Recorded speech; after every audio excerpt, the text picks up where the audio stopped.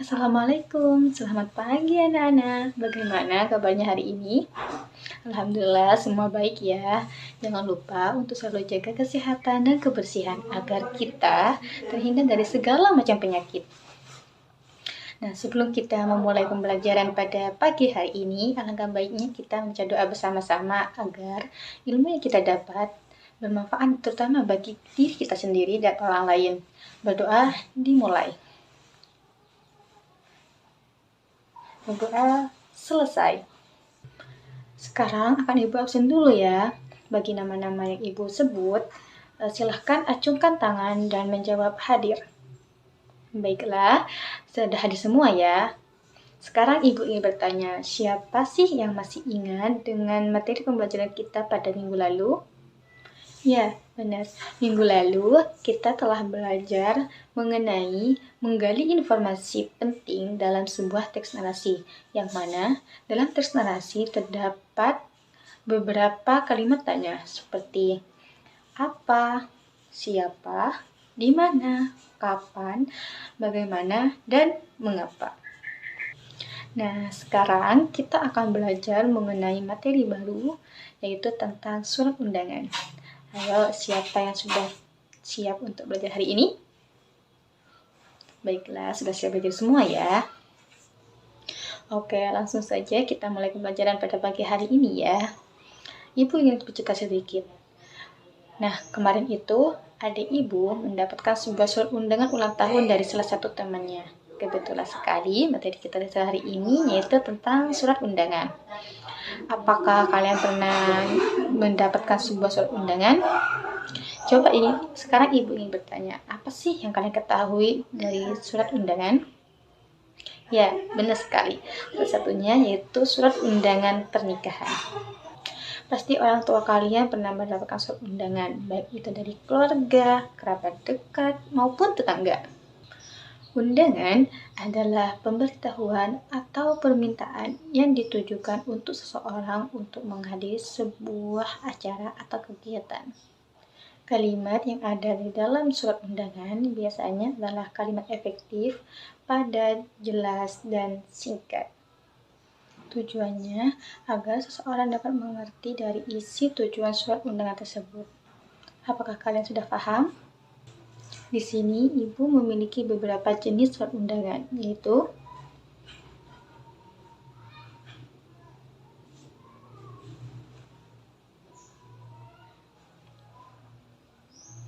nah, sudah lihat semuanya kan? Anak-anak, ada berapa sih jenis-jenis surat undangan? Ya, betul sekali. Surat undangan dibedakan menjadi 3, yaitu surat undangan resmi, surat undangan setengah resmi, dan surat undangan tidak resmi. Surat undangan resmi biasanya ditujukan oleh instansi atau organisasi di kedinasan, sedangkan surat tidak resmi biasanya digunakan oleh perorangan atau berkepentingan pribadi, seperti surat ulang tahun, surat kelahiran, dan lain-lain. Apakah sudah paham? Nah, sekarang Ibu ingin bertanya, apakah kalian memperhatikan bagian-bagian dari surat undangan tersebut? Ayo sebutkan apa saja sih bagian-bagian dari surat undangan tersebut. Ya, betul sekali. Pada bagian atas terdapat kop surat atau yang kita kenal dengan kepala surat, yang mana biasanya pada kop surat tersebut berisikan nama instansi, alamat, nomor telepon, maupun email. Kemudian di bawahnya terdapat pembuka surat, dan setelah itu ada isi surat dan ada kalimat penutup surat. Serta di bagian bawah pojok kanan terdapat nama dan pengirim surat tersebut. Sekarang coba kalian diskusikan dengan teman sebangku kalian, apa saja sih persamaan dan perbedaan dari ketiga surat tersebut? Ibu berikan waktu 20 menit untuk berdiskusi ya. Ya, baiklah. 20 menit sudah berlalu. Apakah kalian sudah selesai mendiskusikannya? Oke, sekarang kita bahas sama-sama ya. Baik, kita mulai dari persamaannya dulu ya. Yang pertama yaitu sama-sama ditujukan untuk orang lain. Dan yang kedua, fungsinya sama-sama untuk menyampaikan sebuah informasi atau berita. Nah, yang ketiga, sama-sama dituangkan dalam bentuk tertulis. Sekarang kita bahas perbedaannya. Perbedaannya tersebut yang pertama terletak pada bahasa, yang mana pada surat resmi, bahasa yang biasa digunakan yaitu adalah bahasa baku atau bahasa formal. Sedangkan pada surat setengah resmi, biasanya menggunakan bahasa semi formal. Dan untuk surat yang tidak resmi, biasanya menggunakan bahasa informal. Kemudian, perbedaan yang lainnya yaitu pada surat resmi terdapat kop surat atau yang kita kenal tadi yaitu kepala surat. Sedangkan pada surat lainnya yaitu pada surat tidak resmi dan setengah resmi, pada surat tersebut tidak terdapat kop surat. Apakah kalian sudah paham? Sekarang, Ibu meminta kalian coba membuat satu buah surat undangan yang ditujukan oleh kalian terhadap teman sebangku kalian dan dibuat dengan semenarik dan sebagus mungkin. Dan kemudian dikumpulkan pada minggu depan dan akan Ibu nilai. Setelah itu, Ibu berikan kepada teman kalian. Apakah ada yang belum paham terkait tugas yang Ibu berikan hari ini? Ya, baiklah, sebelum materi kita pada pagi hari ini diakhiri, marilah kita mengingat kembali mengenai materi yang kita pelajari. Surat undangan adalah surat yang berisi pemberitahuan atau permintaan kesediaan seseorang untuk menghadiri sebuah acara atau kegiatan.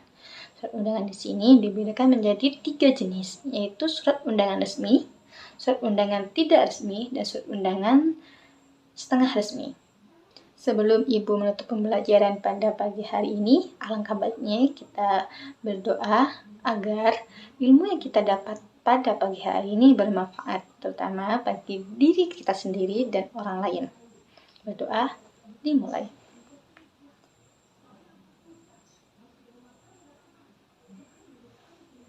Berdoa selesai. Ibu akhiri. Assalamualaikum warahmatullahi wabarakatuh. Assalamualaikum warahmatullahi wabarakatuh. Yang terhormat Dr. Zainuddin MPDI selaku dosen pengampu mata kuliah belajar dan pembelajaran. Perkenalkan, saya Nur Aini Aprilia dari kelompok 7 kelas 5B akan menyampaikan hasil analisis saya terkait video pembelajaran yang sudah dibuat oleh rekan kelompok saya, yakni Mbak Ismatul Asria. Dalam video pembelajaran tersebut, menurut saya merupakan implementasi dari teori belajar konstruktivisme menurut Lev S. Vygotsky, di mana teori belajar konstruktivisme merupakan salah satu teori belajar yang mana mengkondisikan peserta didik untuk melakukan proses aktif dalam membangun konsep baru, pengertian baru, serta pengetahuan baru. Nah, pada teori belajar konstruktif menurut L.S. Vygotsky ini mengemukakan bahwasanya seseorang harus ditunjang dengan interaksi sosial agar dapat berkembang, sehingga Vygotsky juga berpendapat bahwasanya bahasa memegang peranan penting dalam proses perkembangan kognitif peserta didik.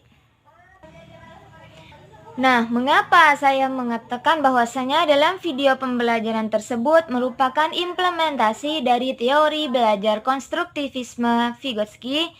Hal itu dikarenakan guru bertanya mengenai pengertian surat undangan. Pertanyaannya seperti ini, apakah ada yang tahu apa yang dimaksud dengan surat undangan?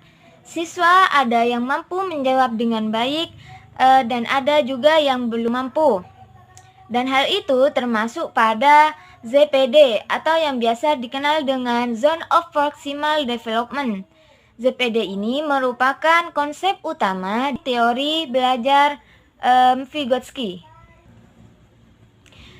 ZPD merupakan jarak antara kemampuan seorang individu untuk memecahkan masalah sendiri dan kemampuannya saat dibimbing oleh orang lain.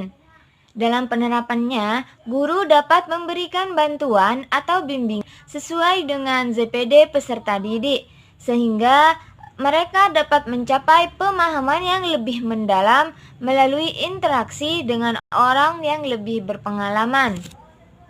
Alasan kedua, mengapa saya mengatakan bahwasanya dalam video pembelajaran tersebut merupakan implementasi dari teori belajar konstruktivisme Vygotsky, dikarenakan di akhir pembelajaran terdapat pemberian tugas sekaligus mengingat kembali materi yang sudah disampaikan oleh guru.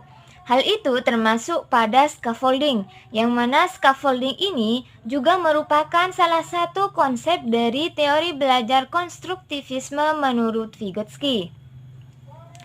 Adapun pengertian scaffolding yaitu guru dapat memberikan dukungan atau bantuan secara bertahap kepada peserta didik sesuai dengan ZPD mereka. Hal ini memungkinkan peserta didik untuk mengembangkan pemahaman mereka secara mandiri, namun dengan bantuan yang tepat saat diperlukan. Mungkin hanya itu saja analisis dari saya. Untuk selanjutnya saya pasrahkan kepada rekan. Assalamualaikum warahmatullahi wabarakatuh. Yang terhormat Bapak Dr. Zainuddin MPDI selaku dosen pengampu pada mata kuliah belajar dan pembelajaran. Saya Zulfikar Jalal Garamli, saya di sini sebagai analis kedua akan menganalisis dari video pembelajaran dari Mbak Ismatul Asriyah yang sudah saya tonton dan saya sudah menganalisis tadi. Sebelumnya saya ingin menjelaskan tentang video pembelajaran tadi yang teori pembelajaran tadi yang diangkat di video Mbak Ismatul Asriyah itu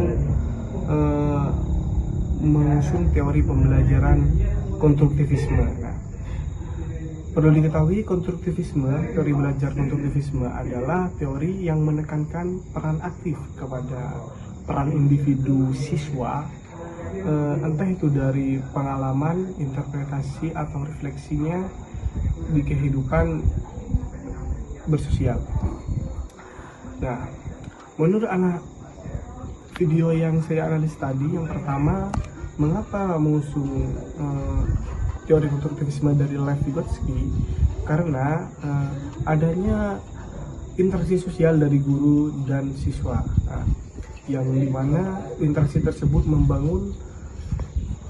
membangun sebuah pengetahuan dan keterampilan kreativitas. Nah, terus menurut yang saya analisis juga yang kedua, karena adanya lingkungan belajar yang dimana pada saat guru memberikan suatu soal atau pertanyaan, murid itu ada yang bisa menjawab dan ada juga yang tidak bisa menjawab.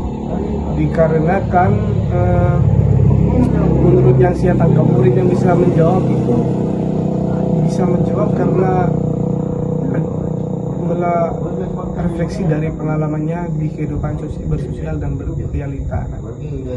Ya, kurang lebih begitu yang bisa saya jelaskan, yang bisa saya analisis.